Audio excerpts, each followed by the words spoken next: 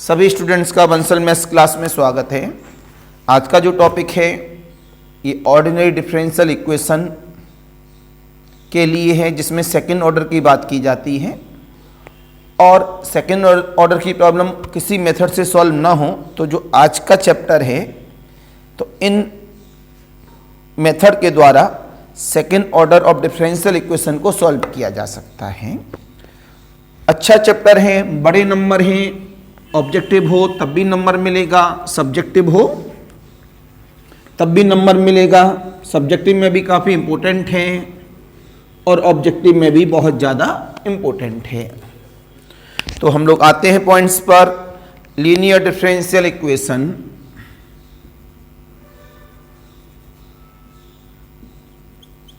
Linear differential equation of the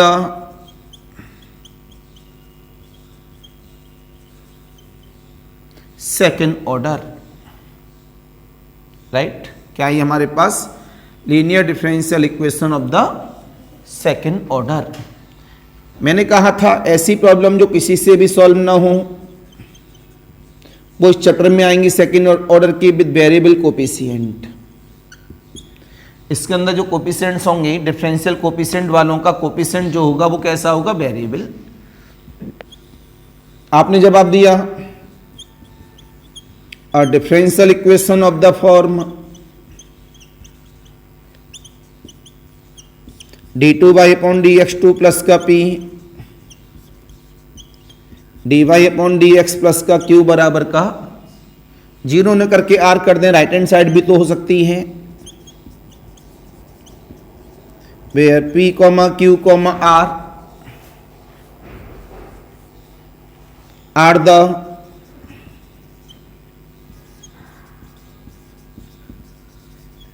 functions of x। तो ये जो हमारे पास फंक्शंस हैं ये कैसे हैं? x के फंक्शन हैं। कैसे फंक्शन है? x के। तो आपने यहां से जवाब दिया अपने आप में। अब इसमें मेथड आएंगे हमारे पास।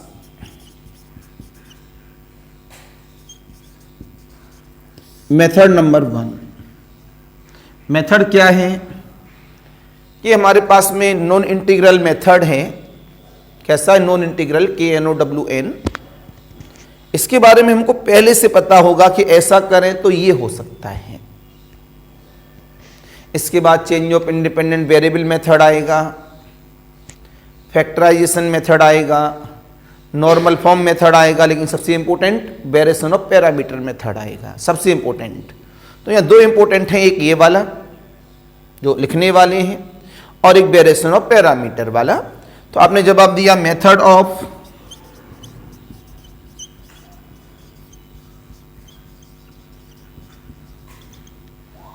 Solution using a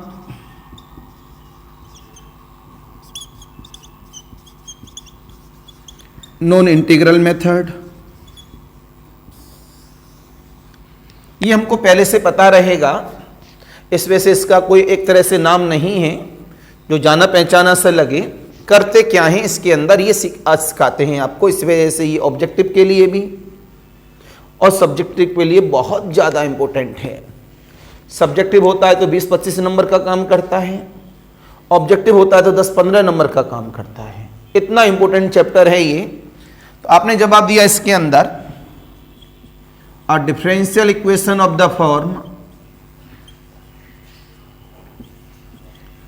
d2y/dx2 plus का p dy/dx qx बराबर r। हमारे पास में कोई डिफरेंशियल इक्वेशन है सेकेंड ऑर्डर की। हमने कहा लेट स्मॉल y बराबर u v is a complete solution of first. ये जो हमारे पास में इक्वेशन नंबर 1 है इसका हमने सॉल्यूशन निकाला और हमको पता लगा इसका जो कंप्लीट सॉल्यूशन जो हमने माना है अपनी मर्जी से वो y बराबर u v मान लिया है। जब हमने y बराबर यू भी मान लिया है तो इसके अंदर एक मेथड अप्लाई करते हैं हम लोग सभी। तो इसे आप पहले नोट करिए, फिर आगे की बात करते हैं। अरे बेटा सुनो आप,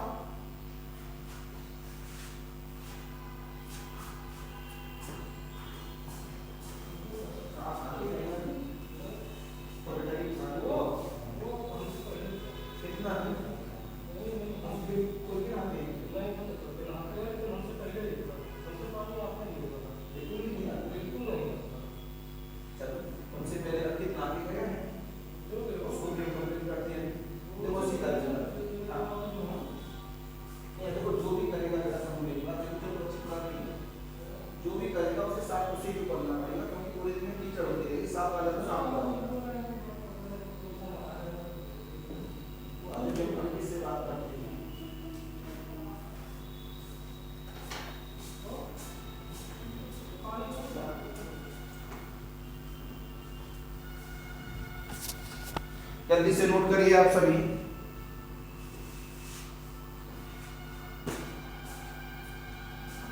नंबर दे रहा है इसका कोई?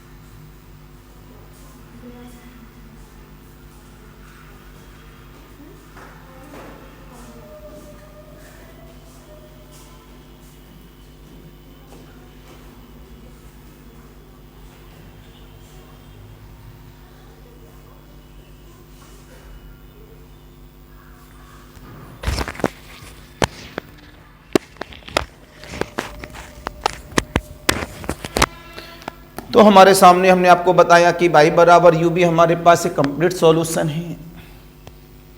तो अब मेन मीनिंग आता है, यहाँ u निकालें और v निकालें। दो बातें आपको यहाँ से निकालनी है, u कैसे निकालें, v कैसे निकालें। बस इसी के लिए हम लोग अपने मेथड का एप्लीकेशन करना चालू कर देते हैं। तो जो हम लोग अपने मेथड से निकालते हैं वो निकालते हैं u, और u की वैल्यू को इस इक्वेशन नंबर 2 में पुटअप कर देते हैं। तो क्या आ जाता है, v आ जाता है। और जो v आ जाता है लास्ट में इक्वेशन नंबर 2 में दोबारा से पुटअप कर देते हैं v की वैल्यू को। सॉरी वापस लूँगा, तो इसमें नहीं। तो हमने क्या बोला, जब हमारे पास u आ जाता है उसके एप्लीकेशन को यूज करके इसमें जब पुटअप करते हैं तो इसकी भी मदद लेते हैं। इसकी मदद लेते हैं तभी तो आएगा। dy/dx निकालेंगे, d2/dx2 निकालेंगे। कब? जब u निकल आएगा तब। तो यहां सबसे पहले हम लोग जो काम करते हैं u के लिए करते हैं हमेशा। किसके लिए करते हैं? u के लिए। जो u के लिए यहां से इंफॉर्मेशन दे रहे हैं तो एक नए नेचर के साथ में इसको हम लोग अप्लाई कर लेते हैं।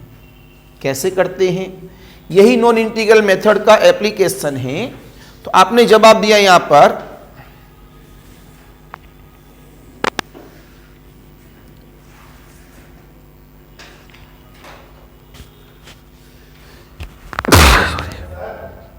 हाँ बेटा,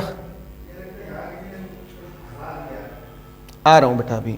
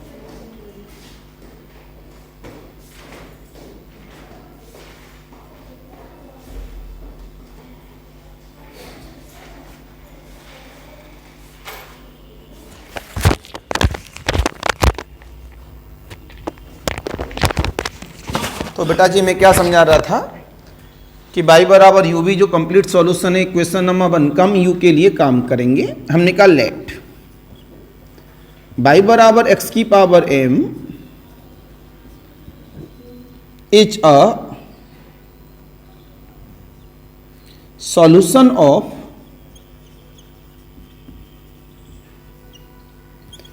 d2y अपॉन dx2 प्लस का p dy upon dx plus का, यहां y रह गया बेटा,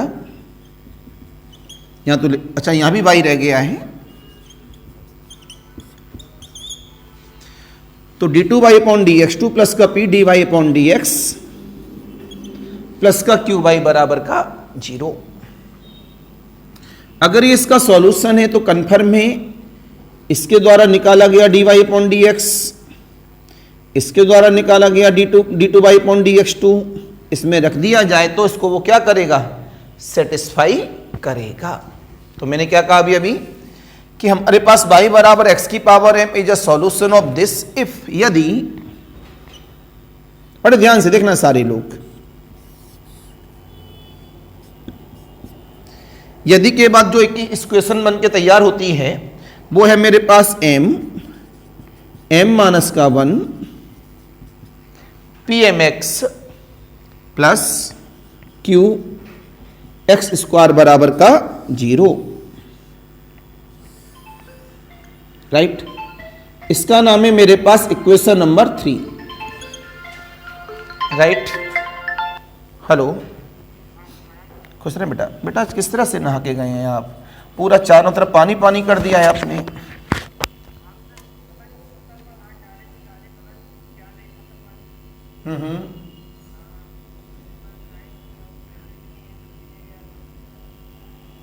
तो लेकिन बाहर इतना पानी कैसे आया?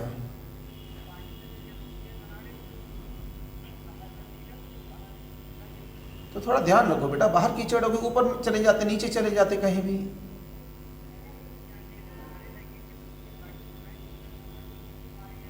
तो फिर उसमें वाइपर रखा था बगल में, तो वाइपर मार के साइड में करना चाहिए। बताओ आप, इतना तो एक समझदारी होती है ना कि पानी आगे वाइपर रखा है, वाइपर मार देते साइड में। थोड़ा ध्यान रखा करो भैया।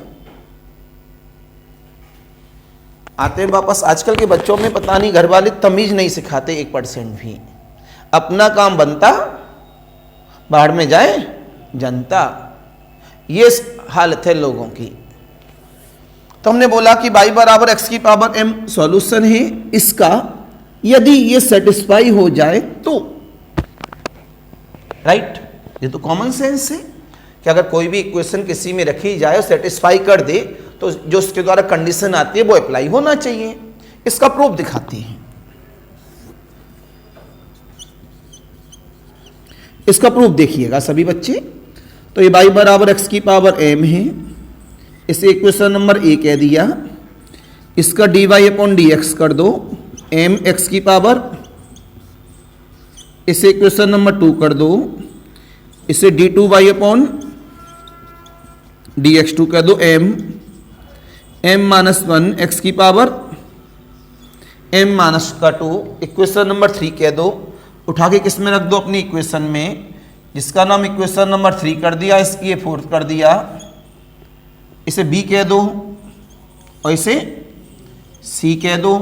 देन इक्वेशन नंबर 3 बिकम्स, क्यों भैया, जब इसका सॉल्यूशन है तो इसी के अंदर रखा जाएगा।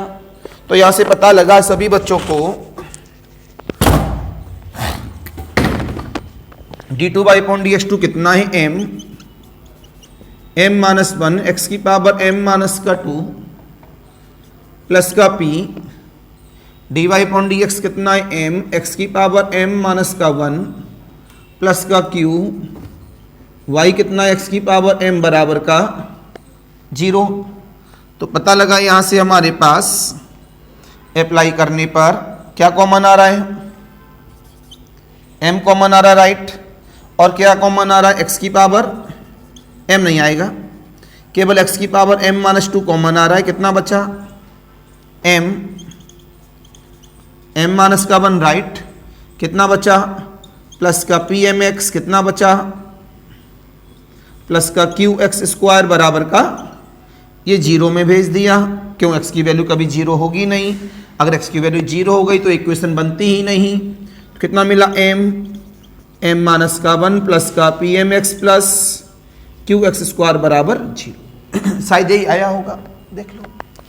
अब दोबारा देखो सारे बच्चे, ये जो आज का लेक्चर है ये जड़ है इस कॉन्सेप्ट की, जब सेकेंड ऑर्डर है और वेरिएबल कोफिशिएंट हैं और कोई मेथड न लगे तो हम किसका इस्तेमाल करते हैं, नॉन इंटीग्रल मेथड का। तो जवाब मिला यहाँ से हमारे पास ये नेचर, इसमें सेकेंड ऑर्डर ये है, नॉन इंटीग्रल मेथड ये है। इसके लिए हमने आपको समझाया कि जो d2y/dx2 है इसका जो सॉल्यूशन है वो y बराबर u भी है, ठीक है। यहाँ u अलग निकलेगा और v अलग निकलेगा। ये जो तैयारी है किसकी है, u के लिए है। y हमने बोला लेट y बराबर x की पावर m सॉल्यूशन है इतने का इक्वल जीरो मानकर, जबकि ऊपर तो r था। जब ये सॉल्यूशन जीरो मानकर इफ यदि इस कंडीशन को सेटिस्फाई करे, क्या करे, इस कंडीशन को सेटिस्फाई करें, तो हमने इसका प्रूफ डाला y बराबर x की पावर m, तो dy/dx d2y/dx2 and so on the, ये सब किया हम लोगों ने। इक्वेशन नंबर 3 में पुटअप कर दिया। इक्वेशन नंबर 3 में पुटअप करते ही कुछ कॉमन आया इसको रखा, इससे हम जीरो में ले गए, हमारी इक्वेशन देखो यही आ गई। बताओ आई नहीं आई? तो इसी के द्वारा ये सॉल्यूशन जरूर बोला है, वैसे इसका एक्चुअल नाम होता है is a part of solution. कैसा है, is a part of solution. क्या है, is a part of solution. तो सभी की बात समझ में आ गई। अगर ये इसका सॉल्यूशन है तो इस इक्वेशन का सेटिस्फाई करना बहुत ज्यादा जरूरी है। Any confusion? तो ये इसकी मास्टर की हो गई कि इसके साथ ये एप्लीकेशन इसकी मास्टर की है। ओके, अब इसमें 3 फॉर्मूले हम याद कर लेते हैं इसी के बेस पर, जहां पर हम लोग इसी की मदद से अपने पार्ट को अप्लाई करते हैं। यहां पर देखो ध्यान से, m की वैल्यू 1 रख दी, तो या m की वैल्यू 1 रख दो, 1 माइनस 1 0, m की वैल्यू 1, या तो m है ही नहीं, तो P x plus Q X square बराबर 0, x कॉमन आ गया, x 0 में चला गया, क्या बचा, p प्लस क्यू एक्स। तो हम लोगों ने यहां से नई लाइन से लिखा, नोटेबल पॉइंट, y बराबर x की power m is a part of, पहले ये लिखें, तीनों चारों लाइन लिख दूंगा, is a solution of equation number 3 if यदि m की वैल्यू 1, ये 0, m की वैल्यू 1, x कॉमन आया भगा दिया, p प्लस क्यू एक्स बराबर 0। इसी बात को और किस तरह से लिख सकते हैं,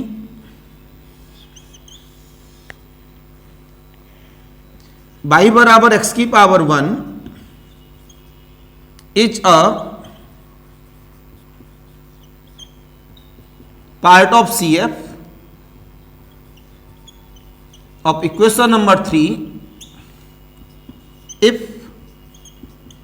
p plus qx बराबर 0।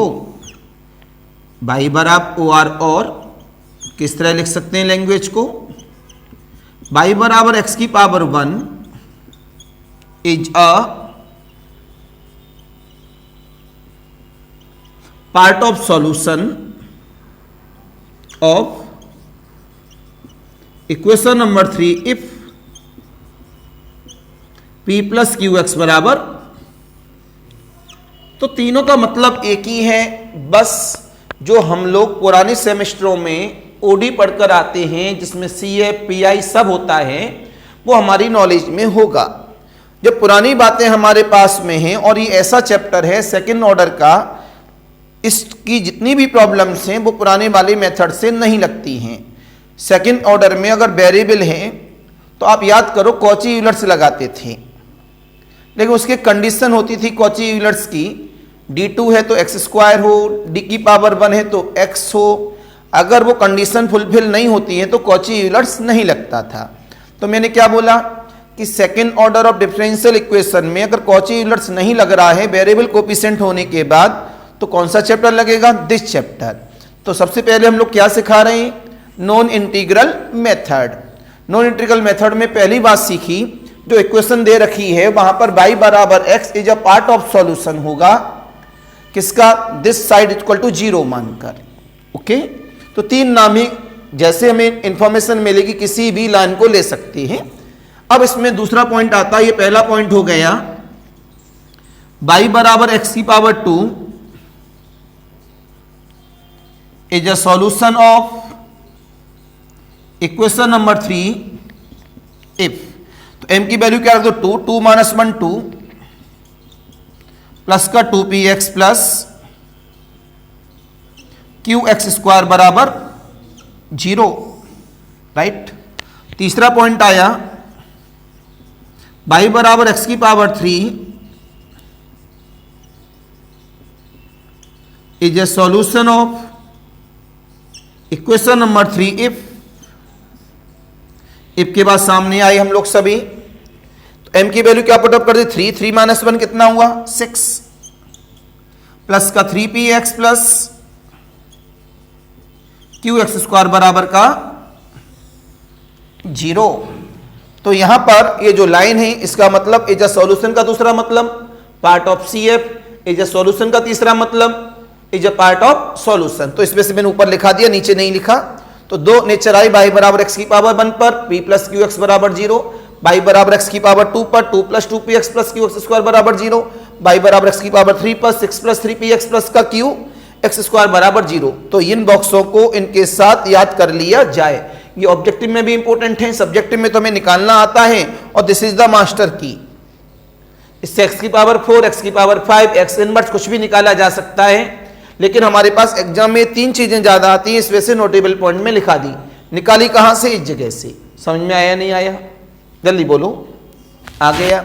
अब इसको मैं आपको एक प्रॉब्लम करके और सिखा दूं कि भाई प्रॉब्लम अगर हम लाए हैं तो इसका मतलब क्या था, कैसे एप्लीकेशन था, राइट। तो हमारे पास इसके द्वारा क्या निकल आएगा? u निकल आएगा। u को उठा के यहां पुटअप कर देंगे, इसके द्वारा b आ जाएगा और बाद में इसी में वापस कर देंगे, तो हमारे पास u भी निकल आता है। तो इसकी पूरी प्रोसेसिंग है, लिखने में समय लग जाएगा, क्लिक कर लो।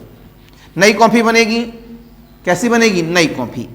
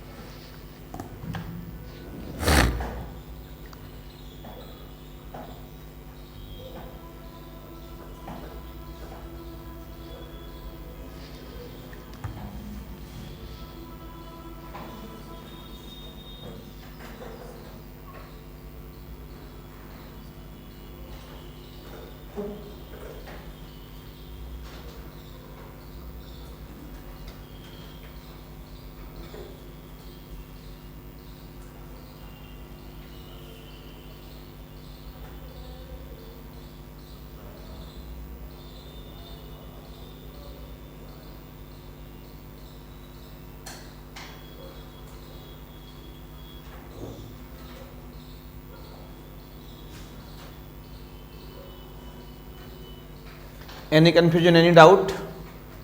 आगे बढ़ाता हूं अपने पॉइंट पर, हटा दूं। एक प्रॉब्लम देखेंगे आप लोग सभी।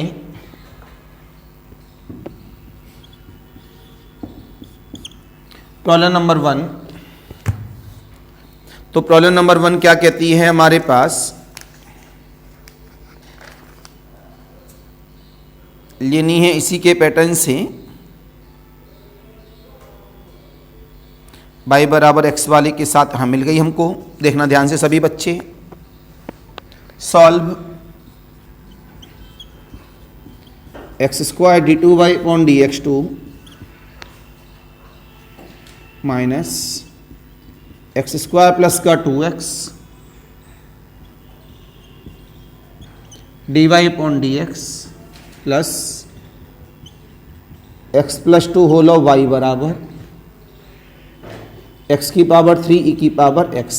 बेटा सब बच्चे मेरी तरफ देखेंगे। एक इक्वल टू 0 वाला ढूंढ लूंगा, एक ऐसे देख लूंगा तो आपको ये पता लग जाएगा लिखने की लाइंस क्या है? आपने बोला given ordinary differential equation is X square D two Y upon D X two, X square plus का 2x, x plus 2 whole of y बराबर x की पावर 3 e की पावर x, इसका नाम है इक्वेशन नंबर। आप याद करो, अगर पुराना लेक्चर याद है, इसमें कॉची यूलर्स नहीं लगेगा, बिकॉज d2 के साथ x स्क्वायर तो है लेकिन d के साथ केवल x होना चाहिए, ये तो बड़ा बवाल है। इस वजह से आपको ये जो याद था पुराना लेक्चर, आप बता देना कि इसमें वेरिएबल कोफिशिएंट हैं और वेरिएबल कोफिशिएंट में एक सबसे पहले कॉची यूलर्स लगता है, वो लगेगा नहीं। क्यों नहीं लगेगा? रीजन दिया तो इसमें कौन सा लगेगा जो इस चैप्टर में सिखाया जा रहा है। आपने कहा एक्स स्क्वायर से क्या कर दो, डिवाइड कर दो सबसे पहले, तो यहाँ से क्या मिला D two Y upon D X two minus 1 plus 2 upon X D Y upon D X plus 1 upon X plus 2 upon X square whole of Y बराबर एक्स ई की पावर एक्स। क्यों बच्चा लोगों? आपने इसे कंपेयर किया, comparing Y, तो D two Y upon D X two plus का P D Y upon D X plus का Q Y equal to R. आपने कंपेयरिंग किया तो यहां से पी की वैल्यू आ गई -1 माइनस का 2 अपॉन एक्स, क्यू की वैल्यू आ गई 1 upon X plus 2 upon X square, right. तो जवाब मिला यहां से पी आ गया और आर की वैल्यू क्या आ गई, एक्स इंटू ए की पावर एक्स। सहमत हैं? अभी तो मैंने आपको एक ही मेथड सिखाया है, y बराबर x का, y बराबर एक्स स्क्वायर का, y बराबर एक्स क्यूब का या y बराबर एक्स की पावर। तो चेक करो इन चारों मेथड में, तीनों से देखो, तीनों नहीं लगेंगे तो इसमें आना पड़ेगा। p और q में क्या रिलेशन है, हमें देखते ही पता लगा कि अगर p प्लस क्यू एक्स कर दें तो जीरो हो जाएगा। क्या? p प्लस क्यू एक्स कर दें तो क्या हो जाएगा? जीरो। तो हमने जवाब दिया इस जगह पर। बड़े ध्यान से देखना सारे बच्चे लोगों, बड़े ध्यान से देखना सभी बच्चे। मैंने बोला यहां पर हियर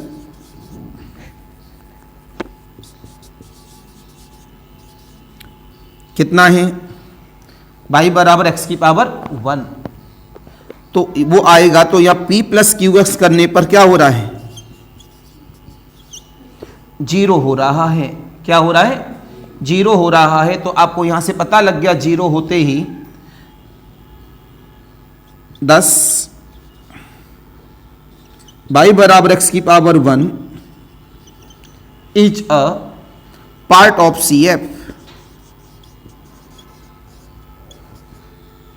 पार्ट ऑफ CF। मैंने बोला कि मैंने देखो लैंग्वेज लिखी होगी कहीं नहीं कहीं, लिखी है लैंग्वेज, आप ये नहीं कह सकते आपने बताया नहीं।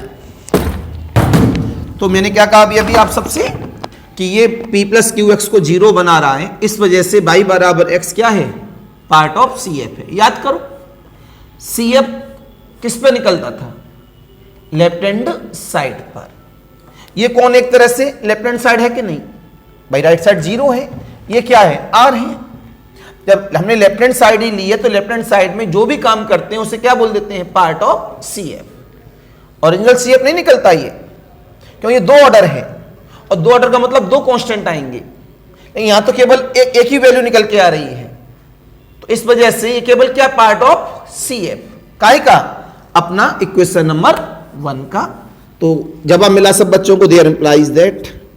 तो ये u की वैल्यू होती है, किसकी वैल्यू होती है, u की। लिखते हम y में जरूर है लेकिन किसकी वैल्यू है, ये u की, किसकी वैल्यू है। तो जवाब मिलेगा so there implies that y बराबर u का मतलब कितना हो गया, x, ये कितना हो गया, v। Any confusion? Is a solution of first. बस उठाइए, वैल्यू को पुटअप करिए।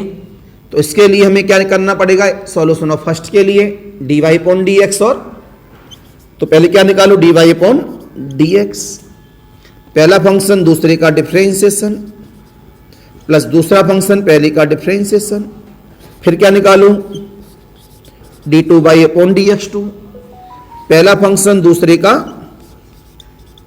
डिफरेंशिएशन प्लस दूसरा फंक्शन पहले का डिफरेंशिएशन 1, राइट। v का डिफरेंशिएशन db अपॉन dx, तो कितना आ गया 2 टाइम्स ऑफ। ओके, नहीं दिख रहा है तो आके देख लिया करो, वहीं बैठे रहते स्टैचू की तरह, साइड में आके देख सकते हो। तो क्या जवाब मिला यहां से, ये मेरे पास इक्वेशन थी, पता लगा वेरिएबल कोफिशिएंट है, कॉची यूलर नहीं लग रहा है, हमें याद आ गया कि ये वाला चैप्टर लगेगा, इस वाले चैप्टर में पहले पी क्यू आर निकालते हैं, निकाल दिया, पी और क्यू में रिलेशन देखते हैं, रिलेशन देख लिया, इस रिलेशन के लिए सॉल्यूशन क्या बताया, y बराबर x, तो जो सॉल्यूशन आता है वो u की वैल्यू होती है, तो लिखा हमने y बराबर x is a part of CF, लेकिन सॉल्यूशन क्या है y बराबर u भी, ये जो आता है u की वैल्यू होती है, u की जगह पर x रख दिया गया, तो y बराबर x, v is a complete solution of first. अगर इसका सॉल्यूशन है तो इसको सेटिस्फाई करेगा, इसका नाम हो गया क्वेश्चन नंबर 2 यहां पर। तो इसका dy अपॉन dx निकाला, d2y अपॉन dx2 निकाला, उठा के कहां पुटअप कर दिया, इक्वेशन नंबर 1 में, तुरंत आपने रखा, then equation number first becomes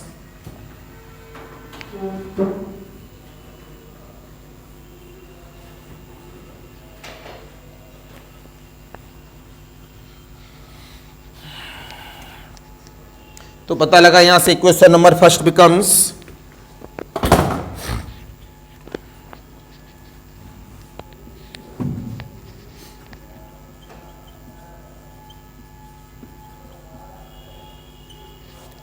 equation number 1 में रखो d2 बाई अपॉन dx2 की value x, d2b upon dx2 plus का 2 db upon dx minus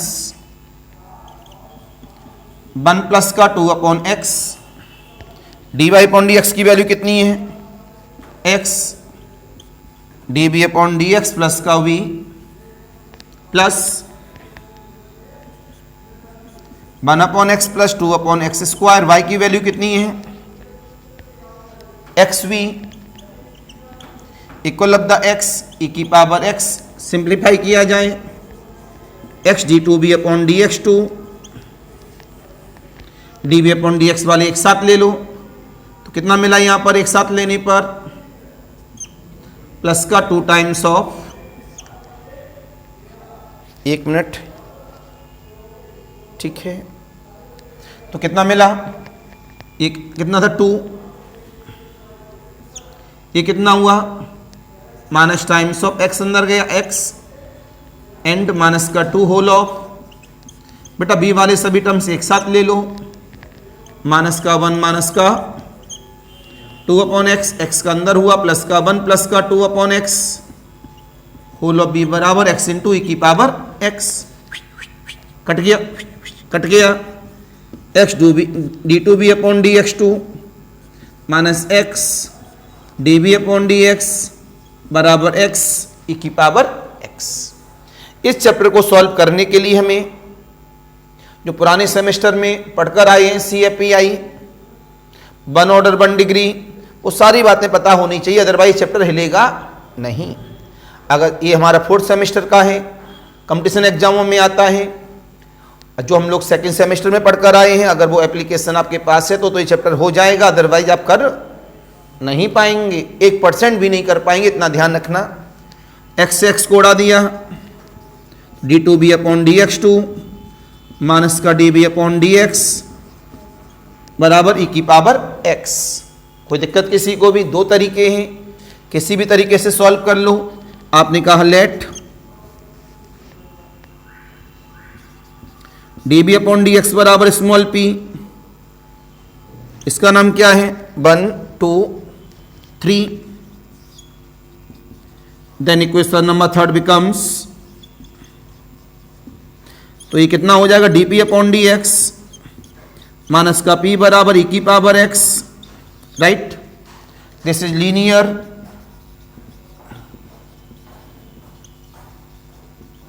differential equation, so integrating factor कहाँ चले गए? अब पुराने वाले सेमेस्टर में अब यहाँ से इंटीग्रेटिंग फैक्टर कितना हुआ? e to the power of minus का 1 dx आ जाओ, e की power minus x। Solution of fourth is dependent variable p into integrating factor right hand side into integrating factor dx plus का c1। तो यहां से कितना हुआ? स्मॉल p का मतलब कितना है? dv upon dx into E की पावर माइनस x। ये इससे कैंसिल, 1 बचा, 1 का इंटीग्रेशन x प्लस का c1। तो dv अपॉन dx कितना मिला? x प्लस का c1 इंटू ई की पावर x। दोबारा से आपने क्या कर दिया? Integrating both sides. तो स्मॉल b कितना आ गया? पहला फंक्शन, दूसरे का इंटीग्रेशन माइनस, पहले का डिफरेंशिएशन, दूसरे का इंटीग्रेशन, अगेन इंटीग्रेशन, प्लस का c2। क्यों बेटा लोगों? तो हमारे पास यहां से कितना बन के रेडी हो गया इस जगह पर?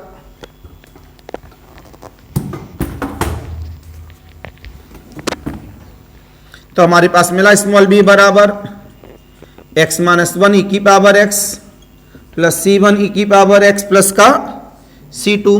हमने बोला था y बराबर U B is a solution, कहीं लिखा होगा y बराबर X B is a solution by a second. b की वैल्यू उठा के पुटअप कर दो।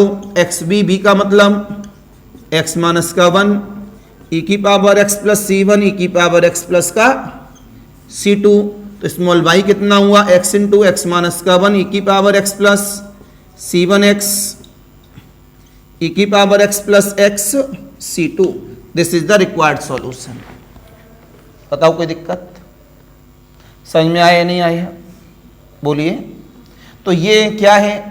इतना तो हम लोग अपने सेमेस्टर से लाई जो पढ़ रहे हैं, ये ऐसा नहीं है सेमेस्टर के लिए पढ़ा रहा हूँ, ये कंपटीशन एग्जामों में भी काम आता है, ऑब्जेक्टिव में भी और सब्जेक्टिव में। ऑब्जेक्टिव में कितना काम करेगा?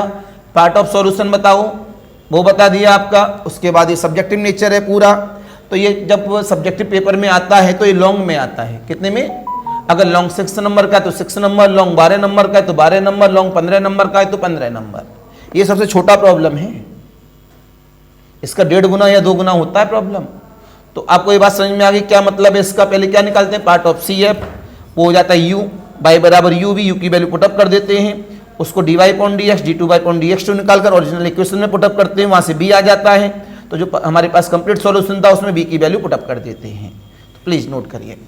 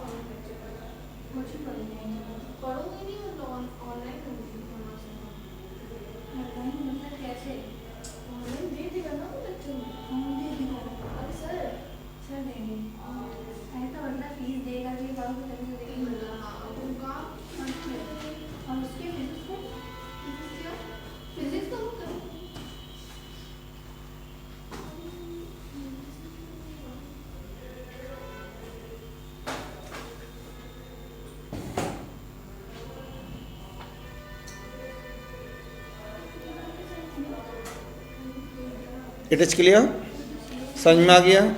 तो ये वाला चैप्टर आसान चैप्टरों में नहीं आता, बहुत खतरनाक चैप्टरों में आता है, लेकिन बहुत इंपॉर्टेंट है ऑब्जेक्टिव के लिए भी और सब्जेक्टिव के लिए। ऑब्जेक्टिव में क्या बनेंगे, जो अभी पहले वाला पेज रब हुआ है, ये किसके लिए, ओरिजिनल सब्जेक्टिव के लिए। तो इसकी बात करेंगे हम लोग कल इसी टॉपिक के साथ में।